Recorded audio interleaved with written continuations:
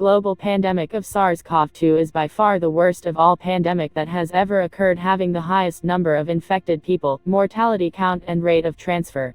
In the first week of May 2020, COVID infected 3,800,000 people worldwide, with about two-thirds yet to be cured. And we are finding studies that suggest SARS CoV-2 could have been lurking in most places of the world, even in foods, which is why we need to really carefully select what we consume. Here's a video of 7 products that require your attention. 1. Cigarettes.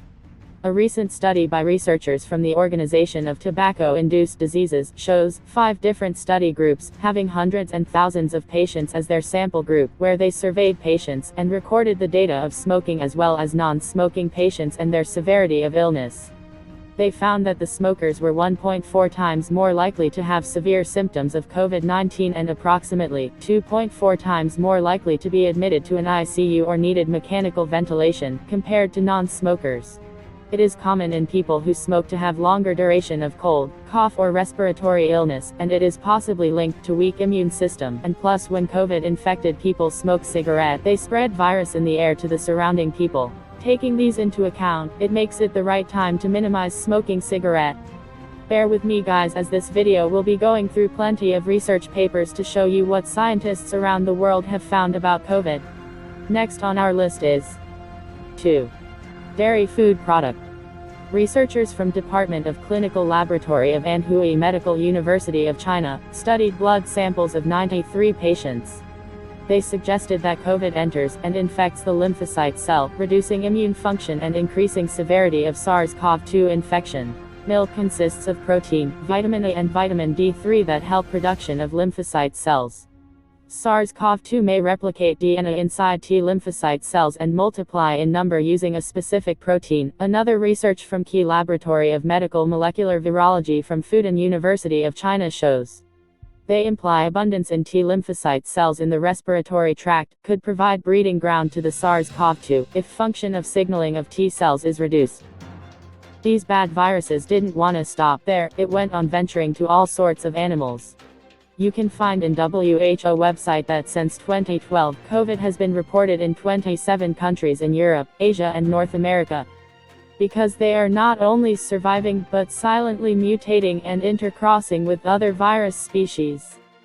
Similarly, a study from College of Veterinary Medicine from the University of Georgia indicates that in general, constant population size is associated with existence and mutation of COVID in natural reservoir of animals over the decade. Another research from Institute of Psychiatric and Behavioral Genetics from Virginia Commonwealth University in USA suggests that all estimates of mutation rates led to the inference that COVID could have been with humans in 2002 without causing a severe epidemic. It is said to have been found in many animals, mainly pangolin and bats. If I really had to drink milk, I would boil it first. Any other dairy products, I would take plenty of precaution. Moreover, it is very wise to find where the food products are coming from and to listen to news to see if the companies are reporting infected workers or planning to temporarily close down. Isn't that alarming? Yes, you might want to rethink before opening that fridge and getting some cold raw milk. Number 3. Poultry, ranch and other meat products. Tests in College of Animal Science and Technology from Guanxi, University, China were conducted from 2009 to 2017 on infected chickens. In their conclusion, they indicated that the IBV strains in southern China had experienced a remarkable change in genetic diversity, dominant genotypes, selection pressure, signifying the importance of permanent monitoring of calculating strains and urgency for developing new vaccines. The virus was possibly spreading without causing severe symptoms. You can hear it all in the news lately, about poultry, processing plants, cattle, rancher, and other meat farming facilities, having hundreds of COVID-infected people working in the facility. Viruses might spread in the food products that are already distributed, so y'all have to stay alert. Number 4. Spicy food. People literally sweat when they ingest spicy food. It liquefies the skin and viruses can attach to the skin easily. And there's another thing, people who eat spicy food tend to scratch their face more often. So, you gotta limit yourself on spicy food too. That store you visited earlier this week, yes, any infected person could have browsed through that product you bought. Number 5. Chocolate. They say chocolate act as an antioxidant and help your immune system grow, but sometimes, you need to use a different spectacle and view the things you are very used to. Have you ever had cough hours after ingesting chocolate? People don't usually notice it. Next time you eat chocolate, consider how your lungs feel about it. Number 6. Tomatoes. Now, don't get this wrong. Tomatoes have vitamin C and revitalizes your body. Fresh tomatoes are really good for the immune system too. Canned tomatoes, for instance, form mold if left out for about more than a week.